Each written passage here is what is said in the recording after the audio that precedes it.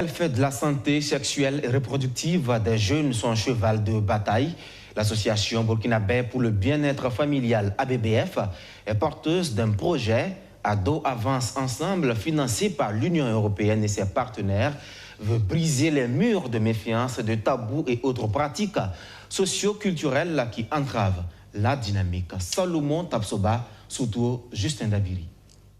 Ils sont plus de 40 participants, composés entre autres de jeunes, de leaders d'opinion, coutumiers et religieux, de parents d'élèves et des représentants des structures déconcentrées de l'État. Selon les organisateurs, cet atelier vise à briser les tabous et les croyances qui entravent une sexualité responsable chez les jeunes et les adolescents. Cette initiative est portée par l'association burkinabé pour le bien-être familial ABBF à travers le projet Ado Avance Ensemble. C'est vraiment dit d'accompagner les jeunes, de les écouter. Voilà, ils ont des problèmes sexuels et reproductifs, ils ont besoin d'informations, ils ont besoin de services qualifiés, répondant à leurs besoins. Et qu'ensemble nous puissions leur offrir ce service-là pour qu'ils aient vraiment une sexualité responsable. Parce que quoi qu'on dise, ils sont sexuellement actifs. Et donc ne pas en parler, ne pas échanger avec eux, c'est un problème. C'est quand même difficile, nous sommes dans un contexte où les parents ne parlent pas très souvent de questions de sexualité avec leurs enfants. Ils prennent les exemples très souvent avec leurs camarades et ça peut ne pas être de bons exemples. Mais il faut des personnes avisées, adultes, des professionnels qui puissent les accompagner effectivement dans ce domaine. Et je pense que Sophora s'inscrit dans ce cadre-là.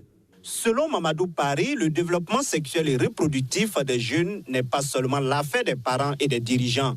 Il appartient aussi à ceux qui sont directement concernés, à savoir les jeunes eux-mêmes. Nous avons quand même une majorité de jeunes au Burkina Faso. Donc il faut qu'il y ait des jeunes pour approcher les jeunes, pour mieux les conseiller. Et pour ça, il faut que ces jeunes qui sont au niveau de la BBF puissent avoir un bon bagage qui puisse leur permettre de mieux s'exprimer auprès de leurs camarades jeunes. Il y a 3 communicateurs qui seront là, qui vont faire la communication.